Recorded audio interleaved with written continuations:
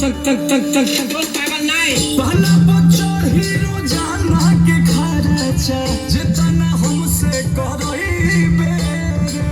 तोरा से बेसी हम ले ले बानी सीछा पीछा छोड़ा नहीं पड़ी बेरे अच्छा के प्यार में है सपना करा मोहन का रहबना करा बुझलो। अरे करे जा जितना तोहरा से रात में बात कइले बानी न उतना केहू औरी खाती जागल ना है लेकिन जदी तू हमार दिल तुरलू तो बुझ ली हम संतोष पागल नहीं बन बुझे ज्यादा तू चिर